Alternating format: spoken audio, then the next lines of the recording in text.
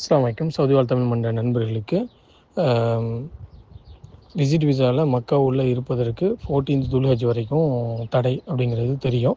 கவர்மெண்ட்டுடைய official announcement படி 14th துல்ஹஜ் வரைக்கும் மக்கா உள்ள எந்த ஒரு விசிட் விசா ஹோல்டரும் இருக்கக்கூடாது அப்படின்னு சொல்லியிருந்தாங்க. நேற்றைய தினம் முதல் அதை வந்து செக்கிங் வந்து ஸ்டார்ட் பண்ணிட்டாங்க. இன்று வந்து பயங்கரமான செக்கிங்கு. வீடு வீடாக போய் செக் பண்ணுறாங்க. அப்புறம் ஹோட்டல்ஸில் செக் பண்ணுறாங்க. எல்லா இடத்துலையுமே செக்கிங் அதிகமாக இருக்குது. அதனால் விசிட் விசாவில் இருக்கக்கூடிய நம்ம சகோதரர்கள் உங்கள் ஃபேமிலியே மக்காவில் இருந்தாங்கன்னா அவங்கள மக்காவை விட்டு வெளியே ஜித்தா போன்ற இடங்களில் நீங்கள் ஒரு 45 டேஸ்க்கு நீங்கள் அவங்கள ஷிஃப்ட் பண்ணி வைக்கிறது சிறந்தது, ரெக்கமெண்டட். இதை தவிர்த்து நீங்கள் இருக்கணும் அப்படின்னு முடிவு பண்ணிங்கன்னா அவங்களுடைய ரூல்ஸ் அண்ட் ரெகுலேஷனை நீங்கள் பிரேக் பண்ணிட்டு இருக்கீங்கன்னு அர்த்தம். 20,000 ரியால் வரைக்கும் ஃபைன் அப்படிங்கிறதும் சொல்கிறாங்க. அதனால் விசிட் விசாவில் யாராவது மக்காவில் இருந்தீங்கன்னா தயவு செய்து வெளியே வந்துடுங்க. நீங்கள் வெளியே வந்து ஒரு 45 டேஸ் இருங்க. 14th துல்ஹஜ் வரைக்கும் மக்காவில் இருப்பதற்கு தடை இருக்குது. ஸோ இன்று நிறைய நண்பர்கள் கூட மெசேஜ் பண்ணாங்க, இந்த மாதிரி இன்றைக்கி ஓவரா செக்கிங் இருக்குது அப்படிங்கிறத.